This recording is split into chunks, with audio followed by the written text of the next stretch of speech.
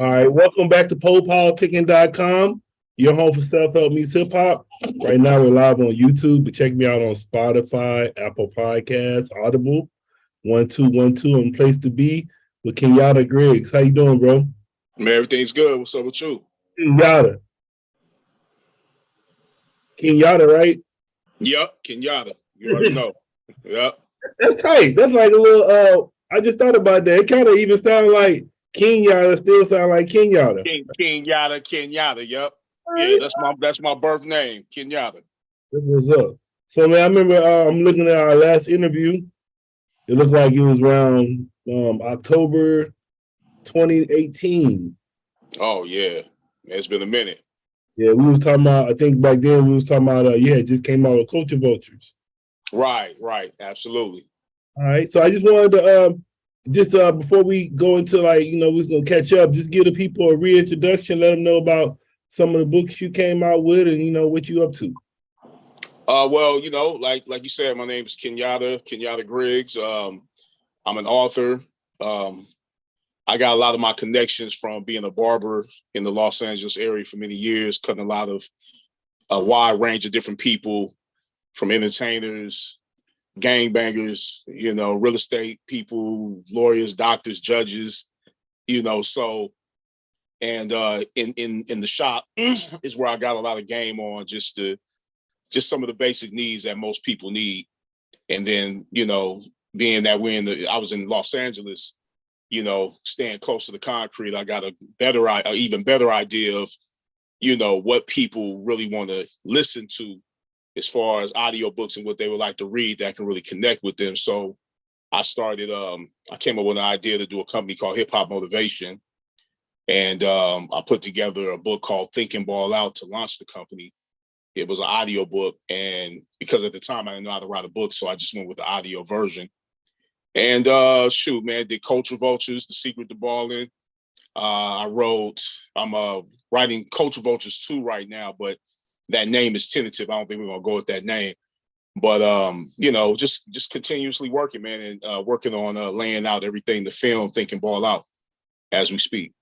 Yeah, I'm gonna say I know in the last interview you was telling us like something traumatic happened in your life, that kind of catapulted you to write, get into the field you're in now. You were saying you got shot? Yeah. The day I came up with the concept for Hip Hop Motivation and my first audio project, Think and Ball Out, about an hour later, I was gunned down, left for dead, harassed by the police. The whole situation out here in LA, like in every hood, and then passed and came back, felt that whole feeling, and I'm here. I'm glad I'm here today to continue to bring forth information. Yeah, I think I saw your I saw one of your books, right? In your books on Tubi? No, the movie's on Tubi, The Secret to Balling. Yeah, but the audio book is on iTunes, all streaming platforms. Yeah, The Secret to Balling audio book, as well as Think and Ball Out and Culture Vultures. The audio book is on all streaming platforms. All right, I will ask you about your content for your Instagram, because I like you I like your page because it's informative. I feel like I can learn some stuff going to your page. You be kicking right. So where does that come from, and then how do you even find the content? Well, I just have a good understanding that in order to really be a truly good person in the world today, you have to, the good people are the people that obtain knowledge and circulate it back to the people. Everybody else, that's doing what they do, with bringing forth gossip and, what the latest news is. That's all good too, because you need some of that stuff to move yourself forward through your day as far as entertainment. But to me, it's like I study a lot, I read a lot, I listen to a lot of audios, watch a lot of YouTube videos, mainly from people that are in alignment with natural law principles, because that's what I deal with. And so in order to free people and to get people on the next level to transcend the pendulum swings of ups and downs with the world the way it's going today, is really for them to understand natural law. And from there, they can really have a great connection with their fellow man and woman. I'll ask you, did you read Robert Greene's book, The Law of Human Nature? Yeah, I started it. I haven't finished it. Yeah, I started it. I read the 48 Laws of Power. I read The Art of Seduction. I read War. Did he have something else? No, those three are the ones that I read. Yeah, but 48 Laws of Power, I read that a few times. You still in the gym? You be motivating me to keep going. Man, I mean, shit. The first level of anything is self-care, man. So, that's also why I put out a children's book on self-care called My Barber's Handstand, because the first step to anything is yourself. So, we got to get people back in alignment with becoming selfish, because they look at that word selfish as a negative word. And in a lot of cases, it can be, especially if it's the unenlightened selfishness. But when you look at the suffix ish means of or about. And when you put self in front of it, that means you're of or about yourself. And so we got to get people back in alignment with self-care, because you can't give someone something you're not giving yourself. All right. And then, like I said, I remember the first time we talked, we spoke on the Culture Vultures. So I want you to ask you, so fast forward, like I said, 4 years later, almost 5, what do you think about it now? Because seems like more Culture Vultures came out. Yeah, more Culture Vultures have came out. Different things have taken place. Dame already was talking about a lot of stuff going on anyway. Like we used to sit there, and I really, for me, I really just wanted to give everybody listening a better understanding of what it takes to take your business to the next level in the face of vultures. And so that's why a lot of times when I interviewed Dame, you just saw me there, and I just fell back and I didn't really say much. Be times I would chime in, but not really, man. I wanted the people to get the insight and get some knowledge from Dame, because he's a person that's actually went to the next level, and everything he touched went platinum. And so who better to listen to about the success and what it takes to be successful, not just in the music business, than someone that's actually done it. And, to me, I consider Damon Dash a truly good person, because he does obtain information even through his own experiences, and he finds a way to circulate it back to the people. And again, to me, that's what makes a good person. All that other shit people talk about where they're saying like, hey, I'm good because I rap a certain way, I dance a certain way, I look a certain way. Now, that doesn't make you a good person. What makes you a good person to me is someone that is trying to uplift people and help people, especially in this day and age. No, I got to shout him out, because I remember I was always a big fan of him, and I was in his he had a class with Dr. Boyce Watkins. Yeah. In Boston. So I was there. Right. I went through it too. I went through the program, and then I just remember, he kind of, you say he did everything as far as what we want to do in life. He did everything. So it's like, oh, the main thing is have some kids. And he was like, if you got a kid, have another kid. And I ain't had no kid then, but now I got 2 kids. So I got to kind of shout that out to him. You said Dame said, if you don't have a kid, have another kid. Yeah. He was saying like, that's the important thing in life. And he was like, if you don't got no kids, and he was like, if you got some kids, have some more. He was like, it's kids. He was like, all the other stuff don't matter. Anything I took out of everything he was saying. Dame is sharp, man. But like anything else, like anything that you hear someone's bringing forth, into your cipher, it's like you just got to be the judge of that, because what worked for Dame might not work for me. It might not work for you. You know what I'm saying? Or Dr. Boyce Watkins. So, a lot of times, we say things and we hit it with the gavel, but, unless it's backed by natural law principles, it's not really, it doesn't mean much, you know what I'm saying? Because there's a polarity to everything. Everything has 2 sides. So, some people that don't have children still have something to live for. They might be taking care of their family, their mother, their brother, their sister, whoever. So it doesn't necessarily mean you have to have kids to get that inspiration and that, that ferocity that it takes. But it does help, because, when you have children, you got to get off your ass. You got to make moves. Yeah, definitely. I'm just saying from my situation, because I was married at first, like with my second marriage. So my first marriage, I was married for 15 years, and I had 2 kids. Okay. I have my own, and I don't know. I just still say I have difference. Big difference, right? Yeah, big difference. Yeah. A lot of people don't really promote,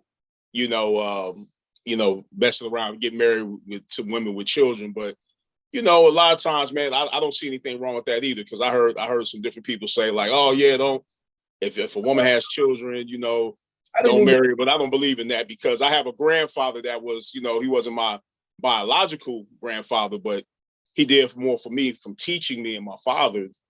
It was extraordinary, you know what I'm saying? He stayed down with my grandmother to the day he died, you know, so. I look at it like they're the same way too, man. Because even me, I had a stepfather, so it's like, man, Yeah, sometimes them kids right for their time, and you need to help them. absolutely, man. Absolutely, man. Life is like that's big because some of these men, some of these kids are the way they are just because they didn't have an adult male in their life. Yeah, yeah, you know, and it's like, you know, we get confused because a lot of times we think blood is the only family, and that's not necessarily true. You know, blood and skin type don't just make you family. You know, a lot of times it's just connection, man, vibration. And at the time you needed your stepfather in your life to bring you forward into teaching you what a man is and just, you know, being a better person, I'm sure. You know, sometimes people don't get lucky and they don't get the right type of parent, you know, saying right type of step parent or parents, you know, for themselves. But I believe that everything happens for a reason. And, you know, what doesn't kill us makes us stronger. I saw I saw a video of you doing your daughter. You said you got full custody of your kids, the two of your kids. Yeah, I got full custody of my youngest children. Yeah, you know, last of the Mohicans, some unfortunate things went down to where I had to step up, you know, as a man, and I'm glad I did. At first, I was a little resistant to the whole process as far as, you know, not being comfortable with just everything that most of our mothers had to do. You know, it's like it's a different game when you have a baby. Because my daughter at the time, she was like 1.5. And I've been in her life since the day she was born. But, you know, like I said, I had to step up because her mother was going through some things that I had to switch the narrative real quick. And I had to back up and put focus into the children, making sure I'm doing the best job I can as a father. And again, I'm glad I did because, man, you know, a lot of times, you know, I believe that things are given to us to test our will, you know, and to show us our character. And shit, man, it took, man, damn near a year for me to really get adjusted to things. Because when you're a parent, that's the realest job you could ever have in your life. Like, it's one thing of being a weekend daddy, or, you know, you come home after work and then, you know, your wife or your girl got the kids and you come in, you might give a bath or two, but there's something different about when you always on stage, regardless to who's around. You know what I'm saying? If they can't get picked up from school, I got to pick them up from school. You know, I have to feed them. I got to make sure they're okay, regardless to who's around. So that job is the ultimate job. I've done construction. I've cut over 100 heads in one day, and there's no job like being a parent. It don't make you feel like, it don't make you be like, damn, man, I need to give me a lady to help me with these kids. So no. At first I was in that mindset, but then, you know, because I understand, you know, the inner faculties of myself, I understand that the true nature of all human beings is both masculine and feminine. And so, you know, one of the reasons I was so resistant at first was because I was a chauvinist for so many years, like a lot of us as men, you know, coming up in that barbershop game, you know, all my young 20s from 19 all the way up until I was 40, being around that type of scene. You know, you look at taking care of children as just the feminine aspect or just for women. And that's not the way it works. In actuality, when women take care of the children, that's the masculine principle being played out because action is masculine. And so at first I was like, I had to get adjusted. I was like, yeah, this is a little different because I'm not, you know, us as men, usually we're not as nurturing as a mother, you know, for obvious reasons. You know, we don't carry them, but we do carry them before the mother gets them. And so I had to go into the science of the thing, you know, and then, you know, when I'm nurturing, that's my feminine aspect within myself. When I have to sit there and be more attentive and caring and loving and affectionate and giving all that love that I can give to my children, you know what I'm saying? But the action part of it, that's all masculine. So I believe today, and any man that has custody of his children or that is hands-on with his children has to understand the most masculine thing you can do is take care of your children. Yeah, I was gonna say, how do you handle like bringing in, like you was talking about masculine and femininity. So how do you balance the feminine part? Because, you know, especially like I don't know how you was brought up, but you know, it's always we gotta be hard, we gotta be tough. So how do you carry that part without feeling weird? Well, there's no weirdness to it once you have a knowledge of self, because everything in the universe holds polarity. There's nothing that exists without the masculine feminine principle. You know, we get caught up in the whole physical propaganda of pushing homosexuality or pushing the whole narrative of someone being a certain way because they're more feminine or they're more masculine, and vice versa, man or woman. But that's not the stuff I'm talking about. What I'm talking about more or less is like tapping into the inner resources within yourself that can help bring you forward. So when you're trying to relate to your woman, and you know, this for a lot of men listening in relation, and just like for women relating to us as men, there's times they have to tap into the masculine principle of themselves. And that's by, you know, paying attention, listening, you know, falling back, you know, and just really connection. That's how we connect with one another. We connect through attraction based on the opposites. Opposites attract. The masculine and feminine principle attracts each other. But through relation, it's one and the same usually. Like, you know what I'm saying? You have to be able to listen to your woman as she has to listen to you. She has to be able to relate to you in certain ways as you should relate to her. And if that's out of place or out of balance, which a lot of people have that out of balance, because most men only live based on the physical essence of what a man is. And when you do that, that pulls you out of alignment with real true connection to the feminine half physically, because you have to get to know yourself in balance. You have to bring forth that balance through meditation and through a further knowledge of self, you know, studying natural law. I don't know if you saw it was a documentary I saw, but it was kind of like how Caitlyn Jenner is, but it was like a big old like a powerlifting dude, like hella big. Mm-hmm. He ended up like turned to a female. Then I was thinking in my head, I said, I think that's because you like he was suppressing that female in him so long. So I mean, you know, like I don't know so much about what his reasons were for, you know, his sex change, whatever he went through, you know, psychologically. But I know that regardless of what someone calls themselves, you know, whether it's man or woman, understand that within yourself, which is the highest nature of yourself, is the spiritual nature. You have the, you know, the highest nature is the spiritual, then there's the mental, and then there's the physical. You see what I'm saying? And this is the way it works. We know who we are physically because, you know, you were either born as a man, a boy, or a girl. But, you know, the inner faculties hold true that the feminine masculine principle has to exist in order for you to exist. You know, when you pop the hood of your car, when you see red wire and black wire connected to your battery, that's the masculine feminine principle right in your face.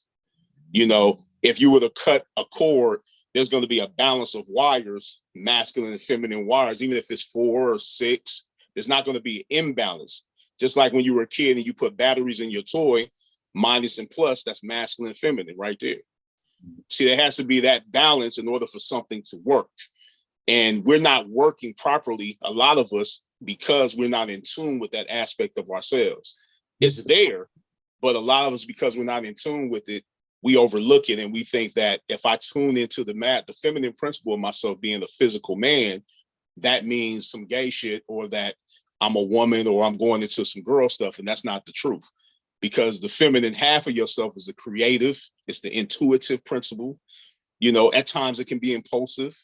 You know, the real household that you have to work on first before you can work on any household outside of yourself is the inner household, the masculine feminine principle. The conscious mind is masculine and the subconscious mind is feminine. That's the yin and yang too, right? Well, that's the yin and yang symbol. That's the law of polarity. You know, and so when you see that symbol, the dark and the light side, you know what I'm saying, you have masculine and feminine being played out right in front of you. You're seeing it. But, you know, you have to understand that the feminine aspect of yourself, which is the subconscious mind, doesn't reject what your idea of yourself is. And she gives birth to it. Whatever your idea is, whatever you want to create, if you implant that seed, and you got to understand, thoughts are a form of DNA. Just like the physical man, we have sperm and semen, that's DNA that produces life, how you have your 2 children. In this essence, You're pregnant, we're pregnant all day, even as men. Women are pregnant all day with their thoughts and ideas of themselves and what they want to bring forth. And the reason being is because thoughts are a form of DNA and they're implanted into the sacred feminine womb of the subconscious mind. And she gives birth to it. Mm. She doesn't reject you. So when people are talking about a man wanting submission from his woman, you know, which in this day and age is hard to get, you know, they want a woman that's a helpmeet. You can get a helpmeet, you know, if a woman's really down with you, but what you should be looking towards is looking within yourself instead of looking on the outside of yourself, because true submission is the subconscious mind to the conscious mind. And like I said on another video, you know, go watch the movie Coming to America. The girl that was barking like a dog, hopping on one leg, that would be a form of your subconscious mind. And Eddie would be the conscious mind telling her what to do, giving her instructions, and she's doing it. She's playing it out. But we know in the physical world that usually doesn't happen, even when you have tons of money, because there's going to be some resistance if the woman ain't really feeling you like that. And then you were saying you might change the name of the Culture Vultures too? Yeah, we might. We're thinking about it. You know what I'm saying? That's not really like, you know, it may be connected some kind of way with that name, but I don't think that's going to be the name of it. Yeah, because Dame, you know, he's thorough in his movement. So, you know, he might want to, he's thinking about maybe moving on from that, or, you know, he might keep it the same. I don't know. Is the book, I'm doing the work.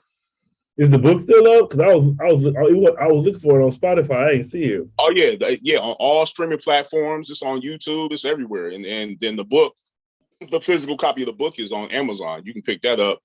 You can go to any bookstore and order it, and it's on deck. What's up? So what's next for you?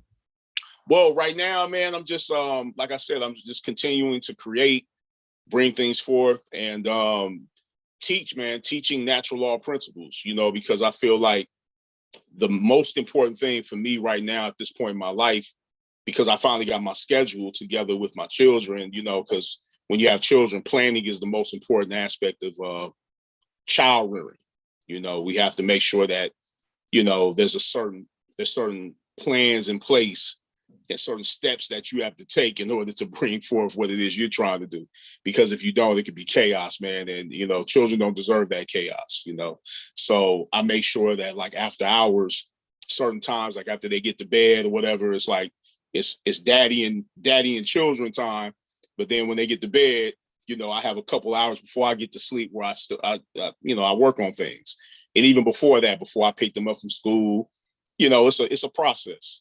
You know, and sometimes things don't always go as planned, but, you know, with plans, you know, you have to be, you know, mobile and movable enough to put a new direction in place in order to accomplish what it is you're trying to accomplish. So right now I'm finishing up projects, man, thinking ball out the movie. That's what I'm working on, Culture Vultures 2. And then we're putting together some footage, like a documentary, sort of like a documentary or some stuff, because we did so much work before podcasting was really big, to where, like, a lot of people that are pretty popular now, like Noriega and different people, they have told us that we were the inspiration for them doing what they're doing today, me and Dane. So, you know, we have footage of them saying this.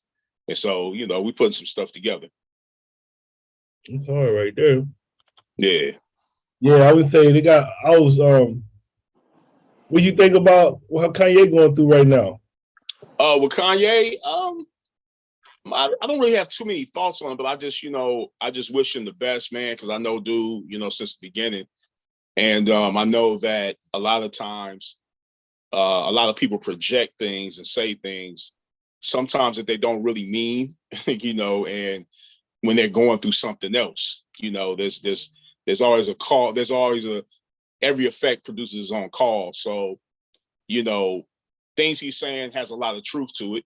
You know, I can't say that. Like, we all, you know, we should know that by now. If you have any form of knowledge of self, you know what time it is, you know what I'm saying, with, you know, with the others in comparison to us as Black people, you know, because, you know, it's like everything in the world is a product of us, you know what I'm saying? So, you know, a lot of things he's saying is true and is good, but I just kind of think that maybe the way he's going about it may be a little erratic at times, to where, you're jumping off the deep end, white lives matter, without really a true explanation, because everybody's not going to take it the same way. Yeah, white lives matter, dogs lives matter, gangsters lives matter, children's lives matter. He could have had on any shirt, Right. But people are so emotional today, and they just ready to jump at anything because, the way society is built around social media, people react to things before they really think. I understand why they feel the way they do with him wearing a White Lives Matter t-shirt. Don't get me wrong, because us as Black people, we know what time it is. Like, yeah, what I'm saying, with the cops harassing, different things going on with the George Floyd situation, etc. Even ones that we haven't even heard about. It's kind of like a slap in the face to a lot of people for him to do that. But the brother's on point, man. He's saying a lot of good things, but at the same time, he has to keep in mind that you can't use their platform to wake people up. They gave you that platform, so be very careful and very mindful of the fact that a lot of this stuff, they put you in the position you're in order to be the person you are today with your family. So be mindful, take it easy, because it hasn't been one person to wake all people up, because there's no such thing as that. If that was the case, Dr. King, or even a Malcolm X especially, would have woke everyone up. And before him, Elijah Muhammad, which is, his stuff is still standing to this day with the Nation of Islam, which is one of the greatest Black men to me one of the greatest that's ever existed, because it still exists beyond him. So Kanye's not that, so take it easy. Relax. I was thinking too. I think when we talked last time, it was like before all the COVID was happening. Yeah, way before that. Yeah, definitely. Yeah, way before that. Yeah, Nipsey was still living. Yeah. Yeah. So he was promoting that book. How did you go through what do you think about just the COVID and just how life is right now? How life has changed over the past. For me, it didn't really have too much of an effect on me. Because, again, I stay consumed with studies. I have knowledge of self. So I know that at the end of the day, to me, it was like, I just kept my ear to the street of everything going on. I was mindful of other people. But for me, I didn't really have too many conversations with people about it, because, I understand there's certain agendas in place, and I understand there's certain things that have to be done in order to keep certain people and certain things in power and in existence. And so those are the steps that I saw being taken in order to protect something that has really truly come to an end. The time is up. Oh no, I actually saying now, I actually see articles talking about it, but I saw one article like a couple of weeks ago. It was like America's 100% going to recession next year. So I saw that. Yeah. But then it affects us all. Yeah, definitely. And how to prepare for the recession. So I'm like, yeah. It's they sending the right articles trying to prepare you for that shit. I was like, it's about to get real. Well, yeah, I mean, but most Black people have been in recession their whole life. Like our family members. I don't know about y'all. I don't know about you. I don't know if you came up rich or nothing, but mama made pots of food, so we know what time it is. You know what I'm saying? That's for them others.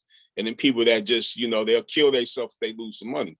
But most Black people have been in a recession all their lives. So, it's just not being able to go to the mall as much as you want to, or go bust fresh as much as you want to, or go to the club and waste money as much as you want to. But there's a purpose for that as well, because there needs to be a form of regeneration. There needs to be a form of self-care that needs to take place more than anything else. So I'm in San Diego. So out here, like the renting market, like if you're trying to rent, this at an all-time high. But then here too. The mortgage is at 7%. So it's like people. I see a lot of people like now. I see like they doing a gentrification and shit out here. Like a lot of people afford to live out here no more.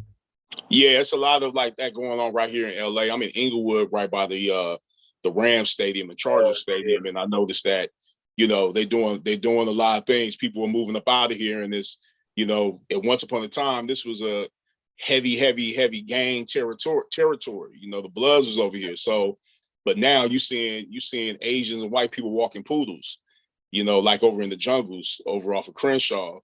It's a whole different get down right now, you know, and the rent has went up and the prices are soaring. And so they're pushing people further east, you know, and, you know, it's, you know, it's just, it is what it is, man, you know, but I know that through it all, you know, the one thing that will keep you above and keep you above the pendulum swing of ups and downs is understanding that these things must take place in order to bring forth pleasure. There has to be pain before there's pleasure. You know, you have to put in the work, the hard work, the pain of discipline brings forth the pleasure of achievement. Yeah. And so this is the way everything works. You know, it's just, you know, even though it's a game they playing a lot of times, as we know, you know, you can't even get too caught up in that. You just got to keep doing what you're doing. You know, keep raising your family, stay focused, don't get depressed. You know, right, like, again, you have to transcend the pendulum swings of ups and downs, and you have to learn about that through understanding the law of rhythm, which is a natural law. You know, and it is that natural law, like all of them, will help you transcend the pendulum swing of ups and downs. And you understand that the downs match the ups as the ups match the downs. You know, it's inevitable. You've been through ups and downs. If you think about all your downs, you know, in comparison to all your ups, you know what I'm saying, they're equal. You know, when you look at them, you've been up before, you've been down before, you felt pain before, but you also felt pleasure. Yeah, I want to say it's crazy you said that about that poodles, because my boy live in he live in Brooklyn by that Brooklyn Nets Stadium. And he the same thing. He was like, it used to be the hood. Now you see white people walking around with poodles at 3:00 in the morning. Oh yeah, I mean, you know, it's like you know, gentrification, and you know, they changing things up. The prices are soaring, but you know, the first shall be last, and the last shall be first. We'll see. You mentioned Nipsey. Would you like? Did you know Nipsey personally? Yeah, I've known Nipsey since he was a child. My aunt used to babysit him and his brother. And then as he got older, when he was a teenager, he used to come into the shop and get cut, you know, and I used to give him, I used to manage a songwriter producer named Henny the Business. And I used to give him some of my beat CDs that I had that I used to send out to get placements.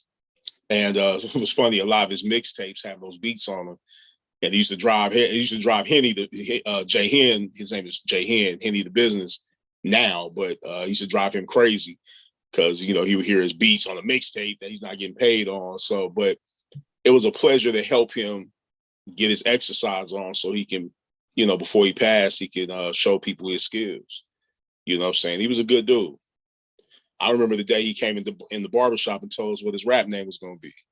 You know, and we laughed at him. We was like, Nipsey Hussle. We was like Nipsey Russell. We was clowning and stuff. But one thing that I did notice in clowning him about his name, you know, because all the brothers in the shop, we was laughing. But he didn't laugh. He rolled with it. He kept it. And so that's a little jewel in the gem for anyone that's going into anything, is that you got to believe it. You got to love it. Who cares what anyone else thinks? So what? You know what I'm saying? If you feel it, other people will feel it. And here we are. You know, we know his name because he stood by what he believed in. Even before his passing, his untimely death, you know, which was ridiculous. Yeah, I've asked you what you thought about the day he died. Oh, it was horrible, man. I was with my daughters. I was leaving Lakewood Mall. And my daughter, she was in the back seat. She was like, oh, they shot Nipsey. I was like, what? Because, you know, right before he passed, he was promoting Culture Vultures, the book. You know, I took him a copy of it. He called me and was like, hey, man, bring me a copy. And, you know, he just loved the hip hop motivation videos that me and Dame did. He was a fan of them. Plus, I already knew him. You know what I'm saying? He was always a cool brother. You know, his family, his father's real cool. His mother, his grandmother just passed away, I think a week ago or something. They had a funeral Sunday. His grandmother just passed away, the one that was in the video with him. Yeah, so, but he's cut from good cloth. You know, he's cut from good cloth, and you know, it pained me to see him go out like that because I knew him personally, you know, and he was a great guy, man. He was a good dude. You know, he wasn't pushing that. He wasn't pushing the hardcore agenda in your face. You know what I'm saying? He gang banged. He was from the hood, but he still had logic enough to understand that that's not an end point that he wanted to arrive at. He didn't want to stay there. He wanted to transcend that. You know what I'm saying? And it was painful. That was painful, bro. And I wanted you to drop some of your give us a reading list. Reading list, man. One of my favorite books is a book called The Science of Love by John Baines. A book called The Divine Iliad by Walter Russell. Think and Grow Rich, of course, is still in there. You have books like Culture Vultures is still the shit. You know what I'm saying? The book, because it has more than the audio book. I like books like there's a book called The Opening of the Way by Schwaller DeLubitz, and that's one of my favorites as well. Condensed Chaos by John Baines. There's so many, man. It's like crazy. I even like some of the grimy stuff. Like there's a book called What Your Mama Should Have Told You by a guy named Pimp God. You know what I'm saying? It's a good book. And because I look, I tune into everything. Because I know everything is everything. You know what I'm saying? Everything's connected. Did you ever read J. Prince, Art, Science, and Respect? No, but I heard a lot of the audio they had on it. It was real dope. Yeah, that's pretty good. I actually I interviewed y'all the same year, both of y'all. Oh man, that's dope, man. Yeah, that brother's on point, man. He has a lot of respect, and from what I've witnessed from him, watching his interviews and just paying attention to him, he gets respect because he gives it. You know what I'm saying? And he's a respectable guy, man. Yeah. And I see that from afar. Yeah, he doing his thing. I would say what about you? Really into Rick Ross books yet? You said Rick? No, I haven't read any of his books either, man. I've been so busy writing and doing research that I haven't had a chance to really read so much for leisure like I used to. Yeah, no, I just be telling myself like, just what I do. I just be trying to read more like the artist books and stuff like that. So, he be talking business too. So he right. Are you an artist? No, I just be playing around with it. I ain't no artist. Okay. Like Jay-Z, I know he got hella books. I would like to read them just in case I interview him. I'll be ready for him. Or Gucci, right, absolutely. All of them. Just to have it in my pocket. Or just sometimes I just be wanting to hear what they come up with. So then I could be like, oh, I'm talking to somebody else. I heard such an interview, so I just be wanting to like grasp my knowledge. Artists. Nah, man, it's all of it's all good, man. Because reading is what physical exercise is to the body.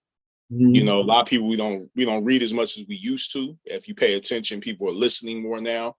Listening is good as well, but listening without comprehension is folly. So reading is like equivalent to a hardcore workout consistently. That's what reading is to the mind. And so the physical body needs exercise and the mind needs reading and certain exercises in order to make it stronger. So I'm pretty sure how much you got your kids reading a day? I know you got to read. Well, they do stuff in school and then, after school, like at night, I'm reading some type of book to my daughter. I buy a lot of books for her and my son. So they get that bar from me. Yeah. With my kids, the oldest, we got one of my stepkids here with me right now. But we learned like the regular schools don't work no more. Like we had to put them in the charter school. Yeah, man, like charter schools, private schools. It's kind of like whatever. Because they have some good public schools, but we all know that private and charter is a lot better because they come with a whole different agenda. A lot of times. Your kid, and your kid might be like a little, but then they go to them damn schools, man. They have them kids. You think they bad as hell? How they teacher be putting it on it, and then they put shit on your kid. You know what they trying to do. Well, yeah, they're not just even if even with private school and even with charter schools, because I know a lot of people I grew up with that went to private schools and went to charter schools, but they, they still didn't have a clue of what they wanted to do with their life, and so, I understand and I firmly believe that when the children get home and whenever they're with their parents is the most important times for teaching to take place. You know, like, you know, you got your stuff in school that you learn about, your Christopher Columbus and all that crap. But the most important jewels that we can give our children is, you know, when we talk to them and we listen to them first and then talk to them and explain. And, you know, if there's something that we don't understand, if they ask us a question, you know, I come from the cloth of, you know, parents that said, hey, I'll find out and I'll get back to you, instead of looking prideful and using ego to say, act like they know everything, because no one knows everything. Hey, I come from that era. We had encyclopedias. So if you didn't know, me too. Yeah, you go get that encyclopedia. And even with that, you still had to take it a little further than that, because it's only so much the encyclopedia could give you. I mean, look at the information online today, man. Like, it's encyclopedia expanded, man. You can get anything you want to know, and then you can go do more research on it. And, you know, different people that may have lived in that time, whatever's going on, you know, it's like you can find out about it. Man. But I believe like the home, like at home is where the children really get the jewels. They should get the jewels. They should get the info. Yeah. We got a animation called Doggy Land. So it's like for kids, he like a dog. He be like doing shows. Then he got an affirmation he be doing, man. That shit, I think that was so dope. I be making sure my kids watch it. Okay. Yeah, I haven't checked it out yet. Yeah, Snoop is cool. Yeah, he's in the secret of balling too. I just be like, I like it where you know, I always like, especially when my kids watching the video and stuff, I like black people in the video sometimes, not just no, it's called Doggy Land. It's pretty good. He put out all of it on his YouTube channel. It's called Doggy Land though. Oh, it's called okay. It's on the YouTube. Yeah, but I'm saying just look it up, called Doggy Land, and it's gonna come up like a whole nother. It ain't really attached to Snoop like that. It's like a whole nother thing. But it's his stuff though. It's cool. That's what's up. Yeah, I'm gonna check it out, man. Yeah, he's in the secret of baller, man. He gave us a dope interview. I wish I could have used the whole interview. I mean, I'll probably get back around to remixing that movie. But yeah, he gave us he gave us some dope insight on what it took to keep him and make him successful. You know what I'm saying? Like everybody in the movie, you know what I'm saying? And he was dope, man. He was cool. He was actually, man, he wasn't even, I asked him the same day I saw him. You know, I had met him a few times back in the day, but I was like, yo, man, I want you, you know, if you can get my movie. He's like, oh, that's easy, cuz, come on. And he just sat down and did the interview, you know, straight up. What's up? Yeah. Now, say, what would you like to say to your fans and supporters? Huh?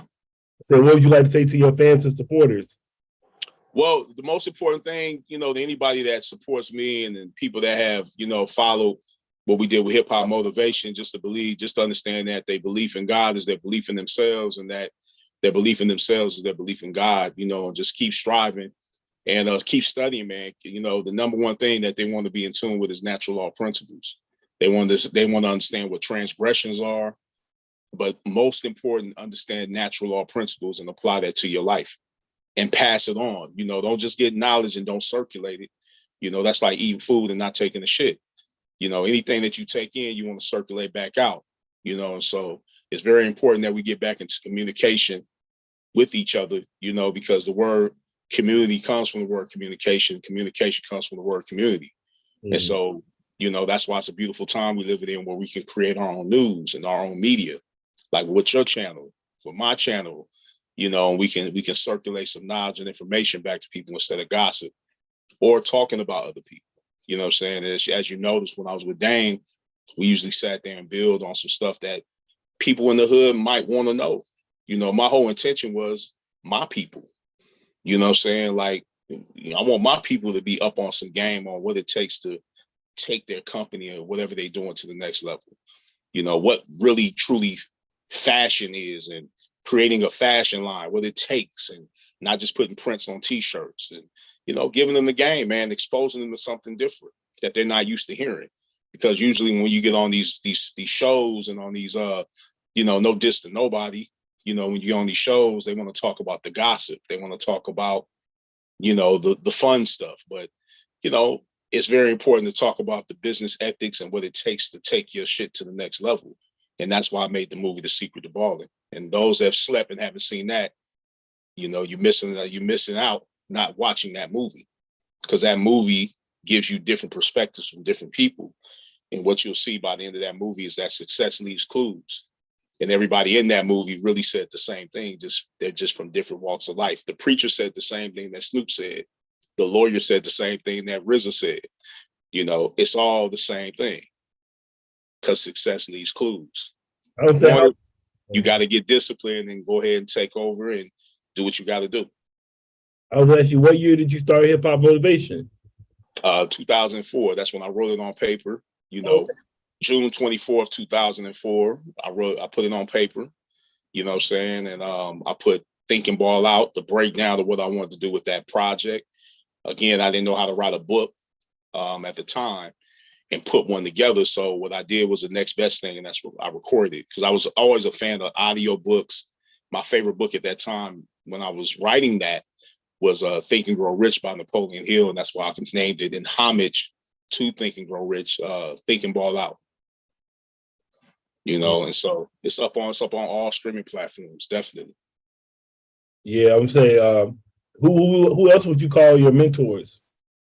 Oh man, so tons of mentors, man. Like I said, from the barbershop, you know, a lot of different clients over the years, you know, not to name any names, but from young and old, man. I've had mentors, people that I looked at as mentors that were younger than me, you know, because they came through a certain amount of fire and a certain amount of ups and downs that, you know, inspired me to keep going.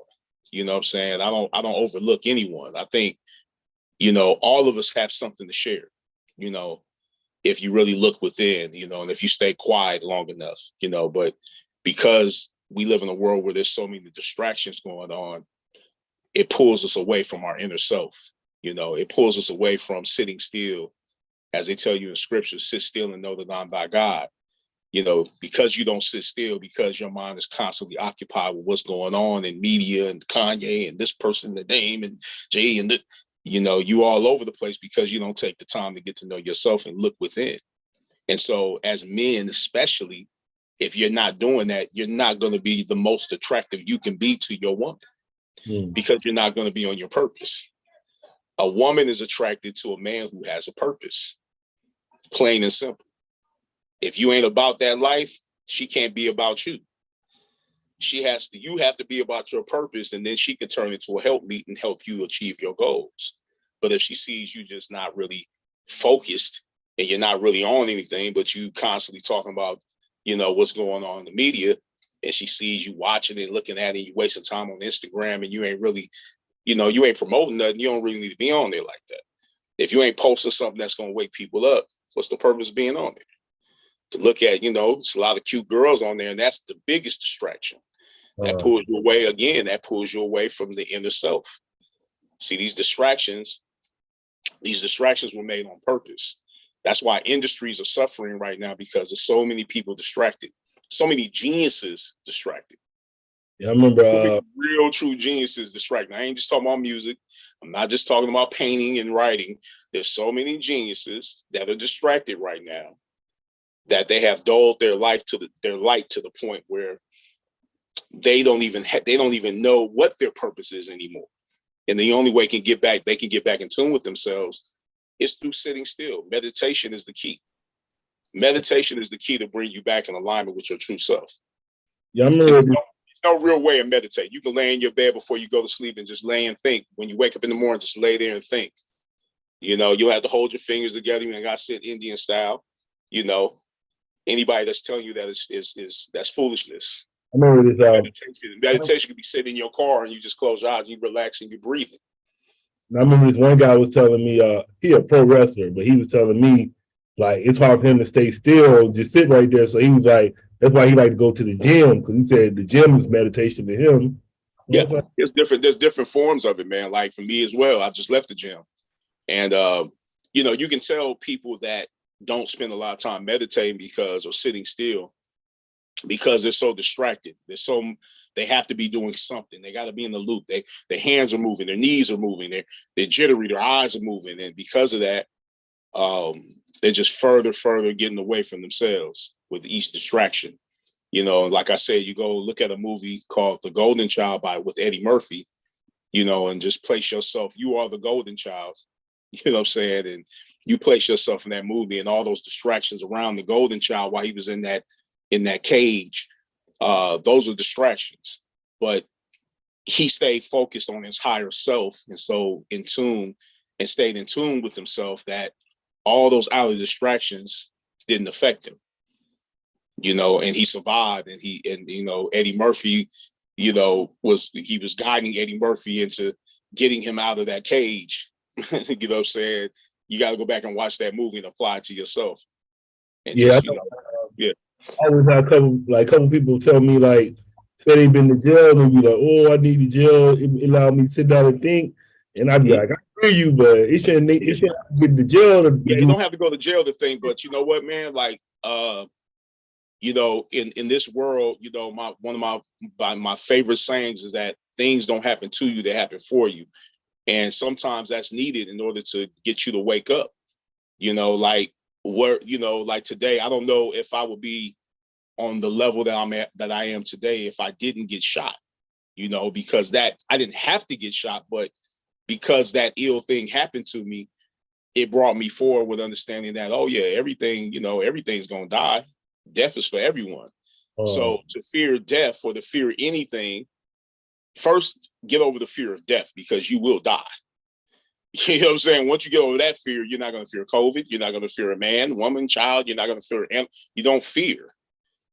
Fear shuts down melanin, and fear shuts down your connection to the ethers of the universe. And so by you fearing things, and most of the time we fear things that haven't even happened yet. You know what I'm saying? That pulls you out of alignment with where you want to go. And the law of attraction state that like attracts like. And so in order for you to have the things that you desire, you have to become one with those things you desire. You have to feel it. The heart chakra is the most powerful frequency. The first law in natural law is the law of mentalism, says that the all is mind, the mind is all, and the universe is mental. If you stay with the last line where it says the universe is mental, that'll tell you that everything around you, surrounding you, are products of the mind. So if you want to change something, change your mind. If you want to feel better, it starts with the mind. Get your mind right, then you can get your world right. You can't live in peace unless there's peace within yourself. And the way you tune into the peace within yourself is through sitting still and practice meditation. Practice meditation. That's the way you do it. All right, man. I want to say thank you for coming through politicking with me. Absolutely. Yeah. We gotta keep in touch. I'm gonna hit you up another 2-3 years from now. Nah, man, don't matter, man. Hit me up another 2 months from now, 2 weeks from now, man. Keep it going. Shit, let's do it. It's always something to build. It's always something to build on, man. You a father, I'm a father. We connect always, man. You hit me up anytime you get ready, man. I told you that back in the day. Keep it going. Yeah, keep it going, man. You got any shout outs? Yeah, man. Shout out the world, man. Everybody, black, white, Chinese, Mexican, everybody lived in existence. Every race, mixed. You know what I'm saying? Gay, straight, lesbian, whatever. You know what I'm saying? Everybody, man. Because I know that at the end of the day, your belief in God is your belief in yourself, and your belief in yourself is your belief in God. Kenyatta, brother. All right.